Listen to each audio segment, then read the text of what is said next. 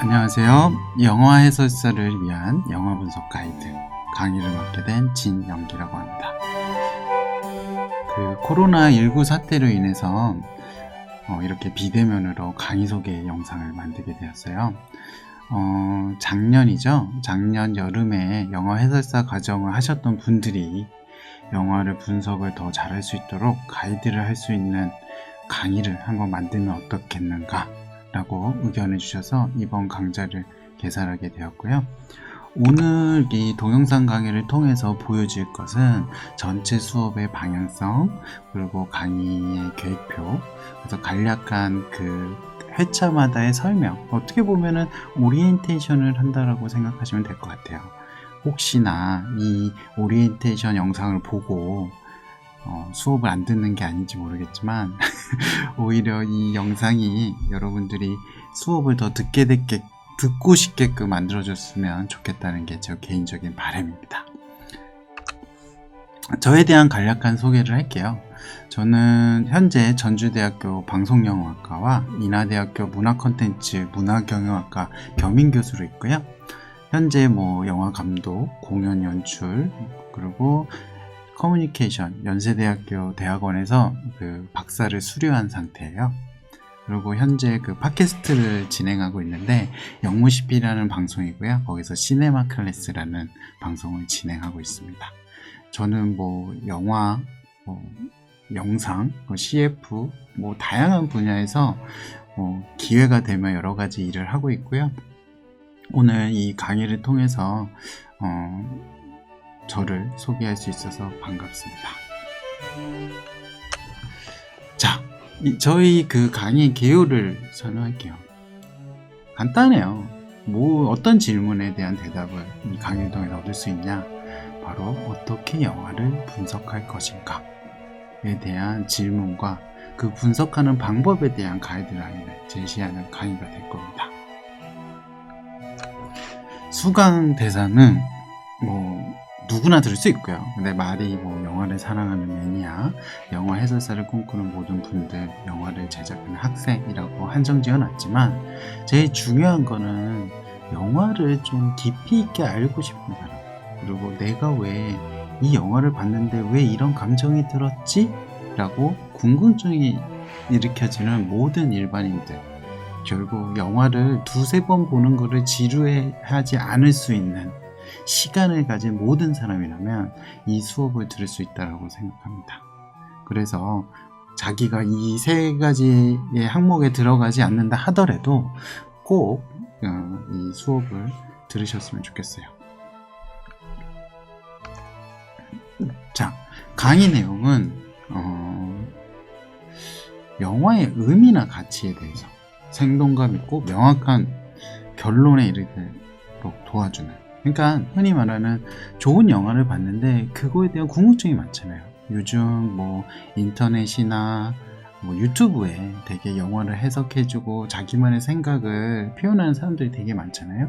근데 그들이 말하는 논리는 어디서 나오느냐, 그 논리를 구축하는 과정에서 어떤 요소들을 사용했는가, 그런 것들을 연습하고 다양한 예시를 통해서 들어보는 수업이에요. 즉, 제 수업을 듣는 누구든지 영화를 분석할 수 있다는 전제를 가지고 있고요. 그 전제에 저는 어떻게 접근해야 될지를 쉽게 알려주는, 그래서 결국에는 내가 생각했었던, 내가 재밌게 봤었던 그 영화를 다른 사람들과 어떻게 나눌 수 있을지를 이해할 수 있는 수업이 될 거라는 거예요. 꼭 해설사가 된다라는 거에 대한 부담감을 좀 가지시지 않으셨으면 좋겠고요. 결과적으로는 영화를 보는 행위를 통해서 자기 자신이 더 발전해가고 내가 영화를 이해할 수 있는 폭이 넓어지는 수업이라고 생각하는 게 더 좋을 거라고 저는 개인적으로 생각합니다. 특별히 주 교재는 없어요. 그래서 매 강의별로 다양한 시청각 자료를 제가 가지고 있고요. 대표적으로 영화라든지 유튜브라든지 넷플릭스 이런 것들을 수업 시간에 보여줄 거예요. 그리고 그래서 이게 인터넷으로 공개되는 거라 오늘은 뭐 영상이나 이런 것들은 특별히 보여주지는 않을 거고요. 네. 그래서 그 적시적소에 제 강의를 설명하기 좋은 시청각 자료들을 제가 수업마다 준비해서 보여주는 방식으로 진행된다는 거 참고하셨으면 좋겠습니다. 자, 커리큘럼에 대해서 간략하게 설명을 해 드릴게요. 1강 뭐냐면 바로 영화 분석이란 무엇인가라는 주제로 강의를 할 겁니다. 영화 분석은 다양한 접근 방식이 있어요. 그리고 다양한 분석 방법도 있고 이런 거에 대한 종류를 나열해 가지고요, 여러분들이 자기와 적합한 접근 방식이 무엇인가를 찾는 수업이 될 것 같아요.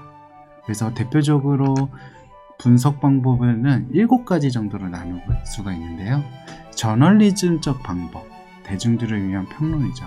우리가 흔히 보는 신문이라든지 어떤 신문이나 뭐 유튜브, 그거죠. 대중들, 불특정 다수에게 영화를 쉽게 이해할 수 있도록 영화를 소개하는 듯한, 그러니까 저널리즘적이라는 거는 영화를 소개하는다. 어떻게 재밌고 이 영화를 보게끔 하는 이러한 방식의 저널리즘적 방법의 분석이 있고요. 두 번째로는 휴머니즘적 방법이 있어요. 그러니까 영화가 통해서 느꼈던 미학적인 반응들, 그래서 내가 이 감정이라든지 이런 감상이 어디서 나온 거지? 이런 것들을 다시 되질문하면서 여러분들은 아마 해설사들이 원하는 방식이 단순히 영화를 소개해서 그치는 게 아니라 이 영화의 재미가 무엇인지, 이 영화를 통해서 느낄 수 있는 것이 무엇인지를 알려주는 알려주는 수업이 될 거라는 거죠. 분석이 된다는 거죠. 세 번째는 흔히 말하는 학위를 따기 위해서 많이 쓰는 방법이기도 하죠. 작가주의적 방법. 그리고 하나의 영화 작가를 선정하고 그의 영화들의 일련의 영화들을 분석해 가는 건데, 이거는 되게 전문화된 분석 방법이긴 해요. 그래서 영화를 공부하는 학생이라든지 영화를 제작하는 사람에게 또 적합한 접근 방법일 수도 있다는 거. 그리고 또 한 가지 방법은 장르적으로 접근하는 방법이 있다고 생각해요. 다양한 헐리우드의 영화들 있잖아요. 스릴러라든지 멜로드라마라든지 이런 서사구조라든지 이런 부분들에서 오랫동안 쌓아왔던 장르적 특성들을 가지고 영화를 분석해서 과거의 장르와 현재의 이 새로운 영화의 차이가 무엇이고 왜 이러한 차이가 발생됐는지를 분석해보는 방법이에요. 또 한 가지 방법으로는 사회과학적인 방법이 있어요. 사회적 가공물로서의 영화, 그러니까 사회를 반영한다는 의미에서의 영화를 산정하는 거고요. 그거에 따라서 어떤 식으로, 그러니까 어떠한 방향성에서 이 영화를 바라보느냐에 따라서 다양한 해석이 나올 수 있다는 걸 보여줄 수 있는 방법론인 거죠. 6번째 방법론은 역사적 관점. 그럼 과거에 있는 히스토리적인 부분을 어떤 식으로 현대에 와서 적용될 수 있는지 부분이고, 요즘 현대 영화로 와서는 그런 부분은 역사적인 방법은 잘 하지 않는 것 같아요. 그리고 그 7번째 방법은 이데올로기적 방법인데, 이게 요즘 뭐 페미니즘 이런지 어떤 특정한 그 이데올로기를 기본에 두고 그거를 표현한 영화 매체를 선정해서 그 의미들을 기본 원리를 적용하는 방법으로 하는 분석들이 있다는 거죠. 이 7가지 방식은 접근 방식이 다 틀려요.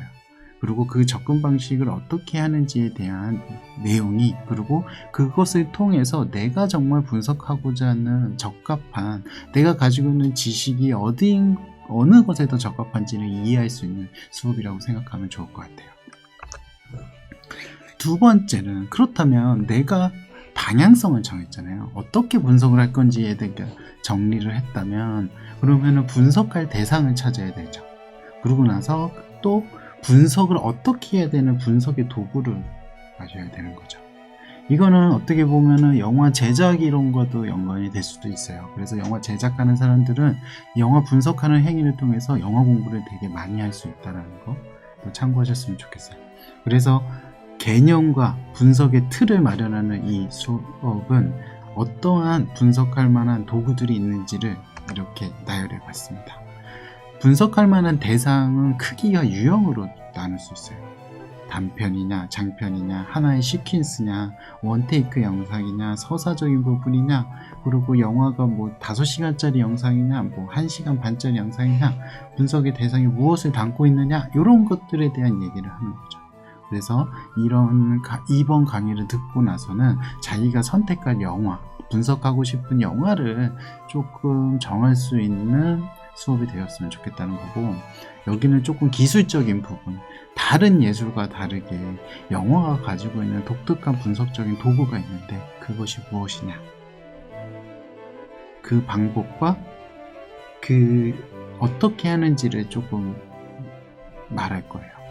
근데 분석의 도구는 영화를 제작하는 과정, 어떻게 보면 영화를 제작하는 사람들이 프리프로덕션이라든지 그거에 관련돼서 평론도라든지 그래프라든지 이런 것들을 많이 만들잖아요. 그거와 동일한 방법으로 제가 영화를 보면서 그거를 역으로 만드는 과정이 되게 좋은 분석의 도구가 돼요. 네. 이런 방법들에 대해서 얘기하는 시간을 가질 겁니다. 세 번째 묘사의 문제는 뭐냐면요, 이러한 분석한 것들을 어떤 식으로 표현할 것이냐에 대한 얘기를 하는 거죠. 이게 가장 어려운 부분일 수도 있고 가장 힘든 부분일 수도 있을 텐데, 이 묘사는 사람마다 다 틀리다라는 거, 그리고 자기의 관점에 따라 틀리다라는 거, 여기에서 모든 사람이 똑같은 분석을 하여도 표현하는 문제가 다를 수 있다는 것을 여기에서 보여주는 내용을 이 2강에서 보여줄 내용이라고 생각하시면 될 것 같습니다. 3강 영화의 내러티브 분석이죠. 영화는 크게 스토리, 이미지, 사운드로 구분되어 있죠. 사실 이거 말고도 뭐 다양한 부분은 되게 있는데, 우리는 흔히 보는 영화를 문학적인 관점에서 보는 경향도 있고요, 내러티브, 스토리의 관점에서 많이 보죠. 왜냐하면 우리는 그것들이 쉽게 기억이 되기 때문이에요. 이거는 예전부터 우리가 전에 오는 이야기 구조를 따오고 있기 때문에 편하게 분석할 수 있습니다. 그래서 스토리와 픽션, 편집성, 등장인물, 행위, 성격, 윤리와 이데올로기, 스토리가 어떻게 그 방향성을 내니까, 그러니까 한 인물이 살아오는 일련의 잔잔의 스토리, 2시간으로 보여주는 이 스토리를 통해서 우리는 다양한 것을 볼 수 있다는 것을 보여주는 수업이 될 거예요. 그래서 스토리와 그 방향이 그 주제가 될 거고요. 우리는 서사의 관점에서 문학적인 그 비평을 하다 보면 이 2가지 요소가 딱 느껴져요. 서사학적인 관점이냐, 수사학적인 관점이냐. 우리는 연출은 거의 수사학적인 영역이 좀 강한 것 같고요, 우리가 뭐 시나리오 작가의 영역은 서사학적인 관점이 강해요.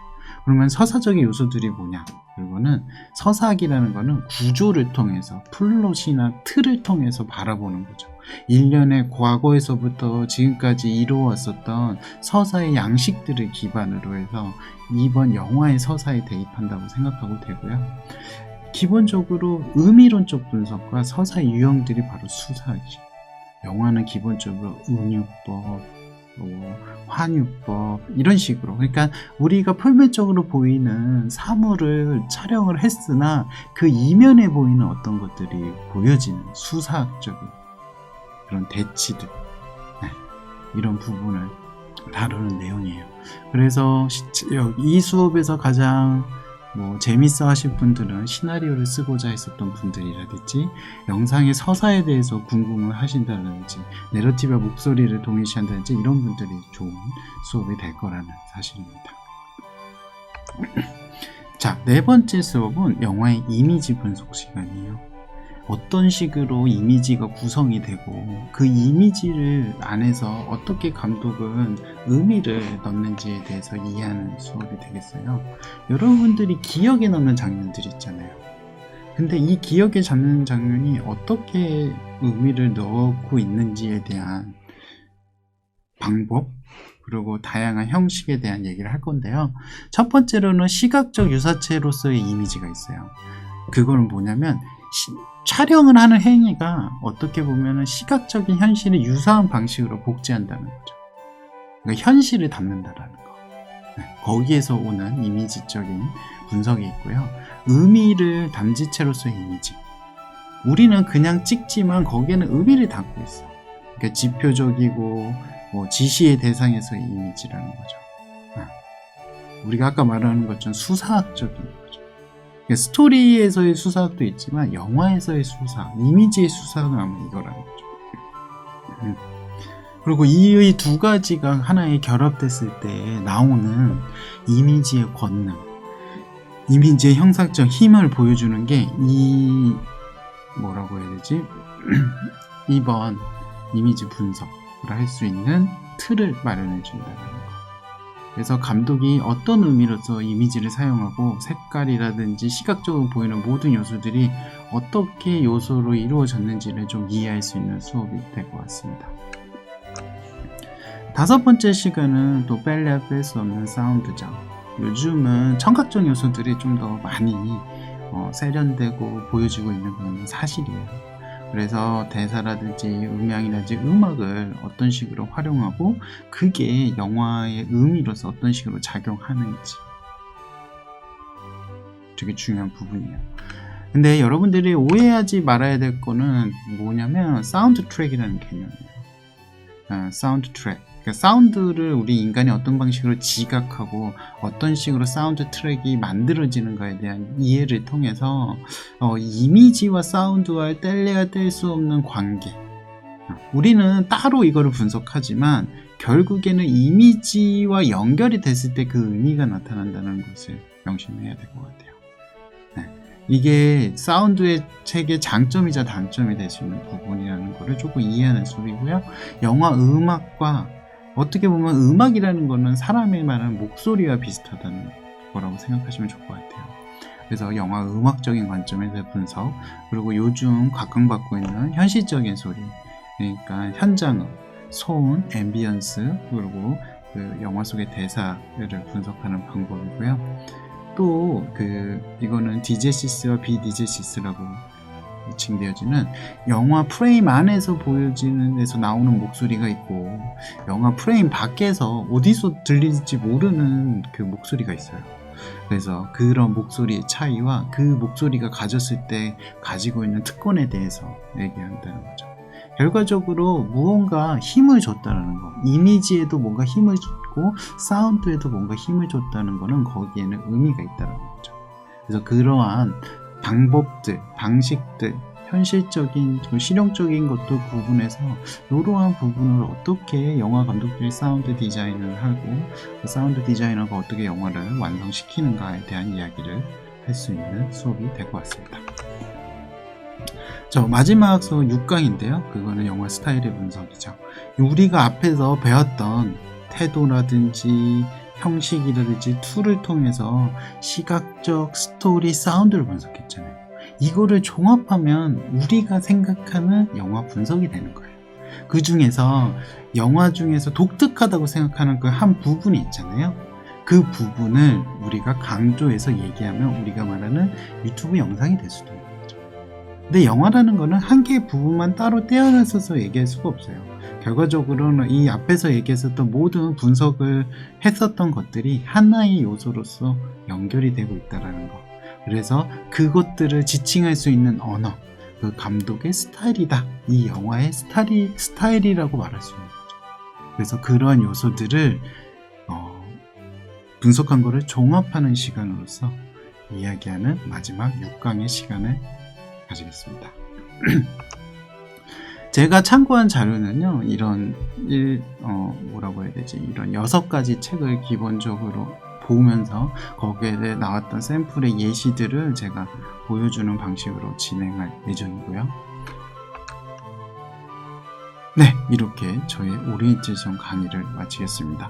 만약 이 수업을 수강하기 이전에 궁금증이 있다면 밑에 보이는 이메일을 통해서 이번 강의에 대한 궁금증이 있어요, 이렇게 질문해 주신다면 제가 미리 답변을 해드릴 수 있으면 답변해 드리겠습니다. 그러면 저는 결과적으로 오프라인에서 이 6강의를 매 강의 동안 볼 수 있었으면 좋겠고 그 현장에서 더 많은 얘기를 나눌 수 있었으면 좋겠습니다. 감사합니다.